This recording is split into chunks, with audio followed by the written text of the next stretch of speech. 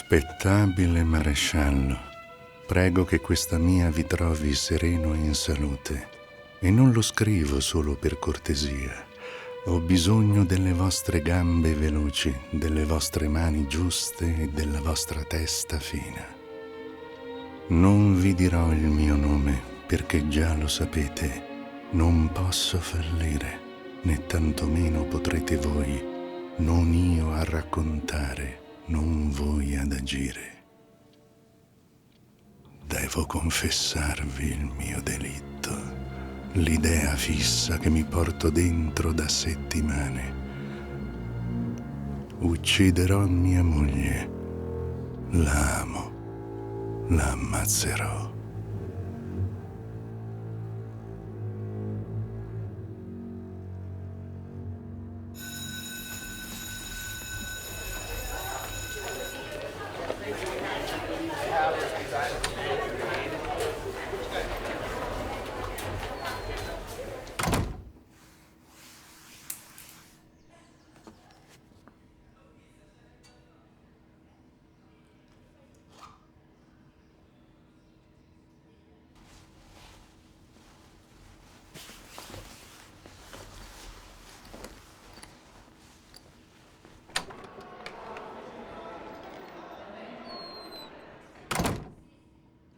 La conobbi un 16 novembre.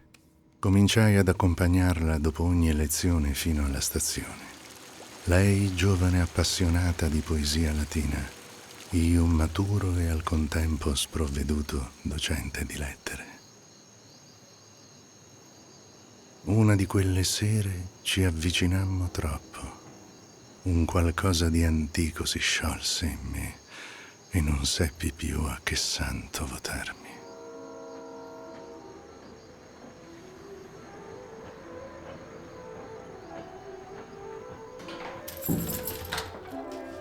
Annegavo tra egoistici sensi di colpa.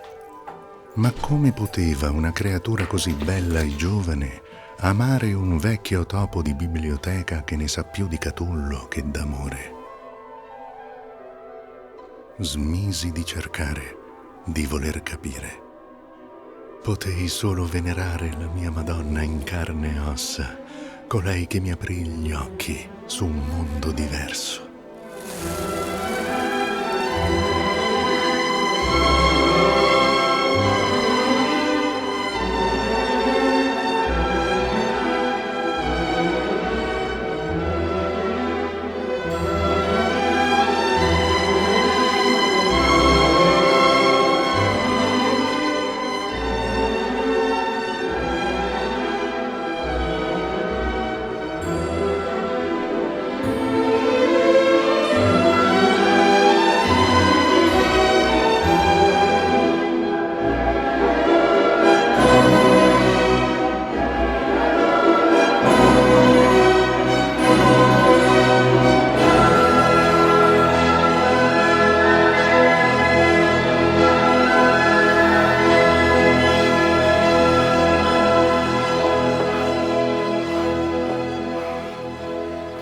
Non mi davo pace. Vivevamo nel peccato, nell'illegalità. Che vita potevo garantirle? Che futuro? Tanti auguri a te, tanti auguri a te, tanti auguri professore, tanti auguri a te.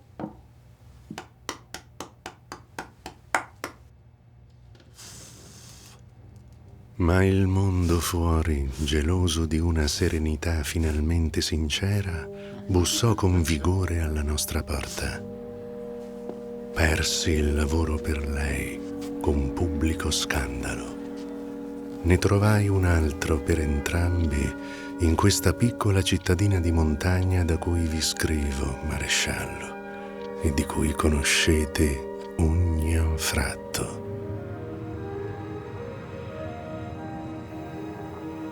Lei voleva la montagna.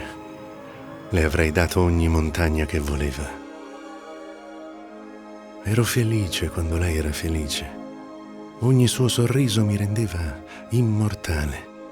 Non c'erano Dio né Lucrezio che tenessero il confronto.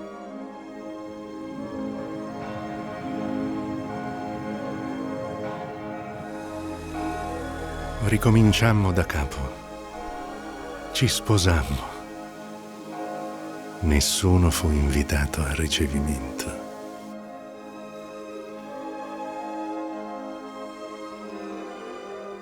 Mi accorsi sempre più di non poter fare a meno di lei.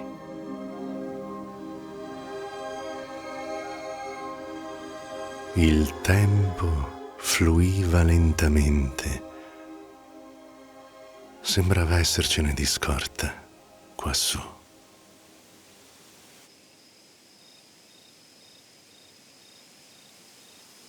Poi, una sera rientrò tardi dal lavoro. La settimana successiva, pure. Ci avrei ripensato tempo dopo, quando ormai i suoi ritardi erano regolari e per puro caso lasciai le chiavi di casa al lavoro e per puro caso vidi la nostra auto e vidi lei per puro caso.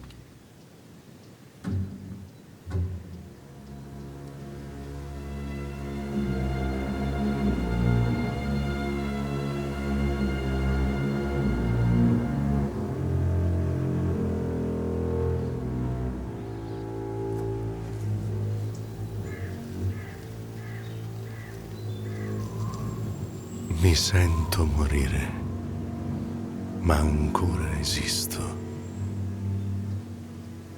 Questo mi limito a fare: esistere.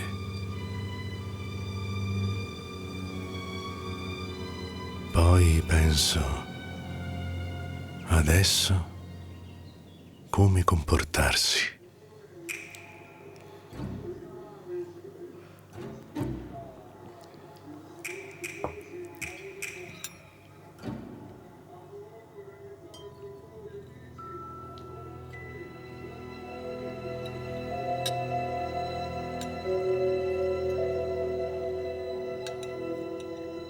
L'impasse è totale, perfetta come il cielo freddo e terso di quel 2 novembre, il giorno in cui decido.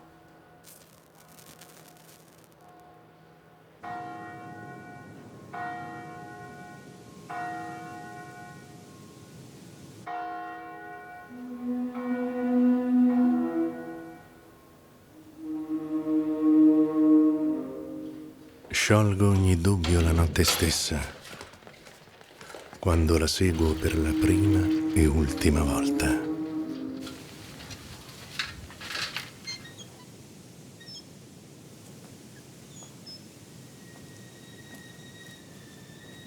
Ogni pensiero e senso di colpa diventa vago e nebbioso quando vedi la tua Madonna venerata da un altro.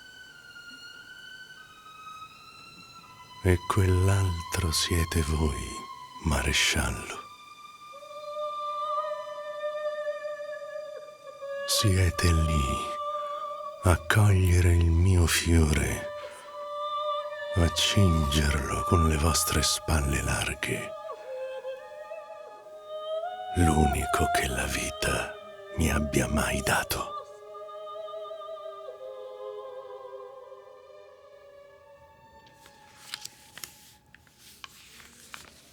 Ora capisco davvero cosa fare e come.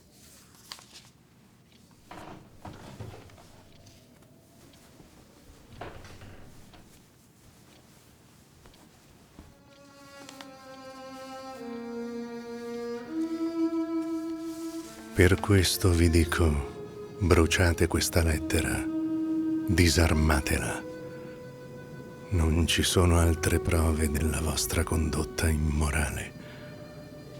Solo la prova più fumosa e schiacciante, la vostra coscienza, di cui ammiro ogni aspetto, perché spietata e ipocrita, cosa che la mia non sa essere.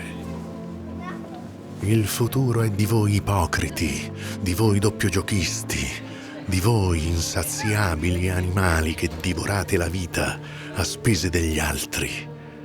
E fate bene a farlo, perché la natura è nemica dell'uomo e della giustizia, dell'onore, dell'educazione. Nemica mia.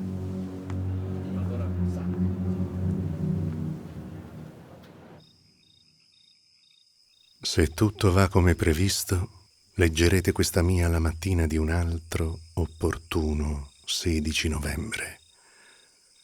Quella mattina mi alzerò all'alba, non indosserò la vestaglia, non bacerò mia moglie.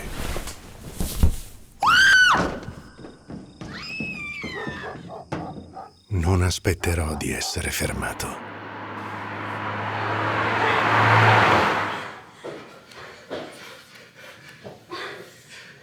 Saprete cosa fare e vi prego di farlo senza indugi.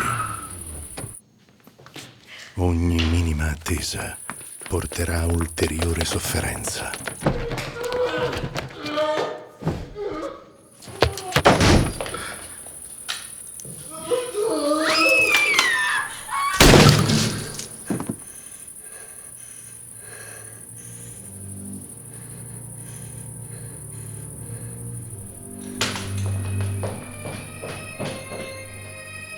Vedo la morte come oscuro passaggio tra due rocce dure.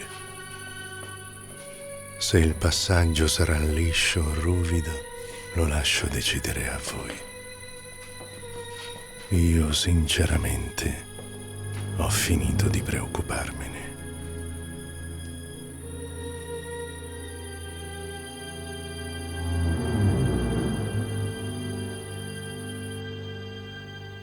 Cordiali saluti.